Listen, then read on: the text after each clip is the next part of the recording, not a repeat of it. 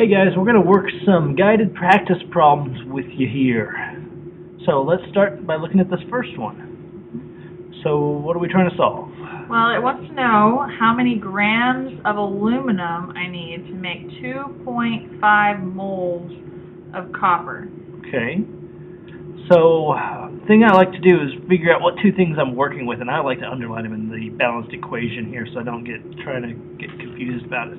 So I've got aluminum. Aluminum is right there at the beginning. We've got 2 moles of aluminum there, and then we got 2.5 moles of copper, so 3 moles of copper in my balanced equation there. Yep. Okay, all right. So now we also need to know what we're given. What are we starting with? We're starting out with 2.5 moles of copper. Okay. So let's... When we draw our train tracks, that's going to be the very first thing we do, right? That's our given we put right in the top left-hand corner. 2.5 moles of copper. There you go. And we're trying to get 2 grams of aluminum. So that means that there's a number of different conversions that are going to happen, right? So the balanced equation is where we get our moles from for the ratio for the equation here. So that's where we're going to start. We're going to start with, we've got moles of copper there. So down and to the right of it, we have to have moles of copper. We look on the equation, we see 3 Cu, so that's where we got that.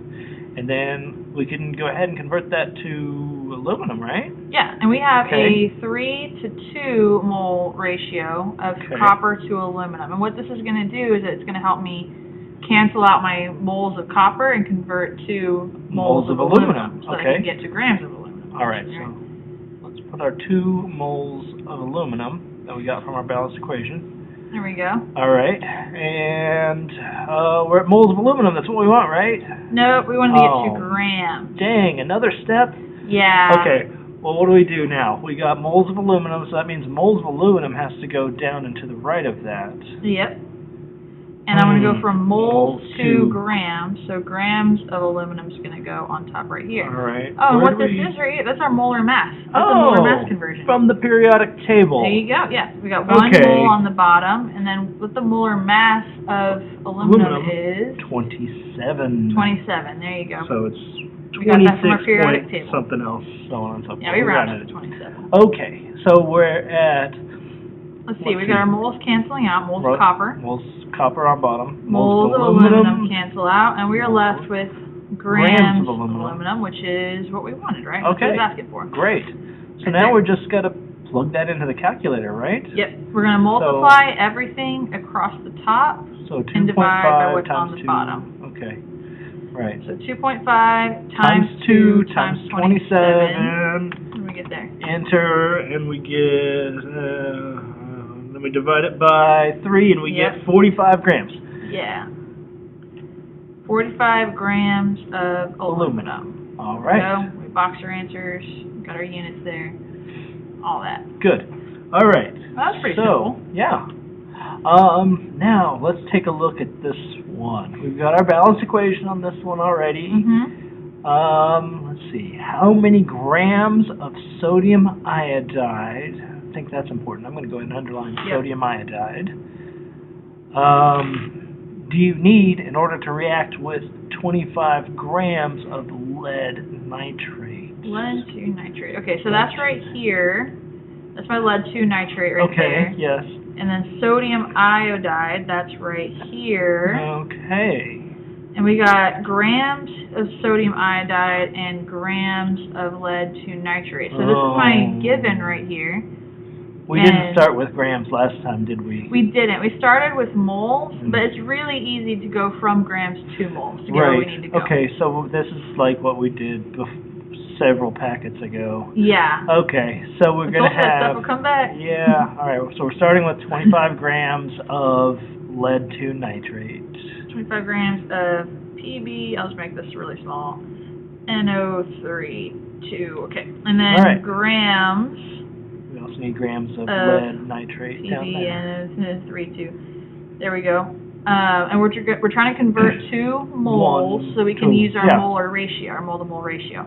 So 1 mole of PbNO3 is going to go up here, and the molar mass of PbNO3 is going to go down there. So I get that by looking at the periodic table. I'm like, okay, PB has a mass of 207,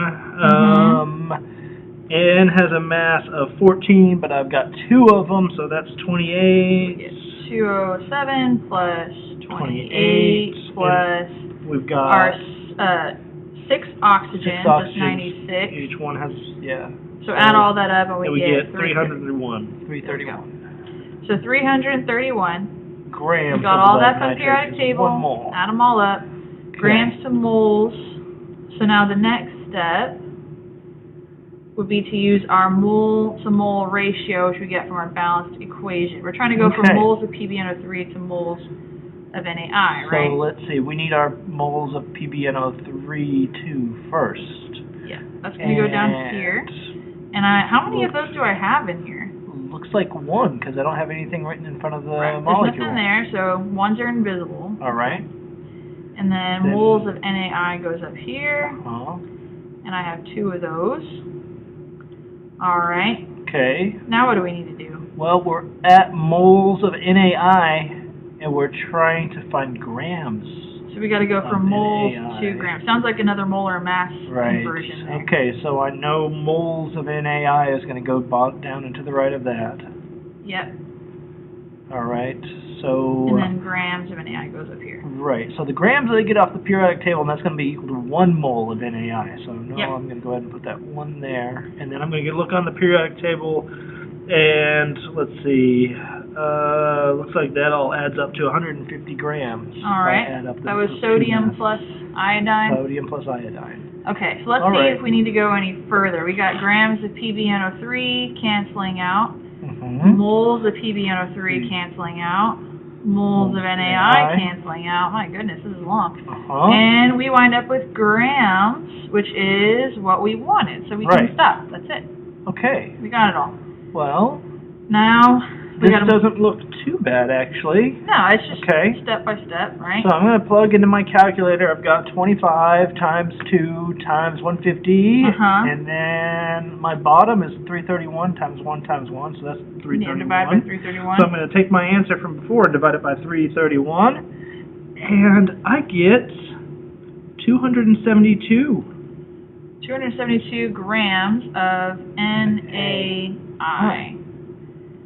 Well, that's not too painful. No. The best thing is to take it one step at a time and cross out your units as you go. Right. And as always, if you need any help, you can ask your teacher as well. All right. Great.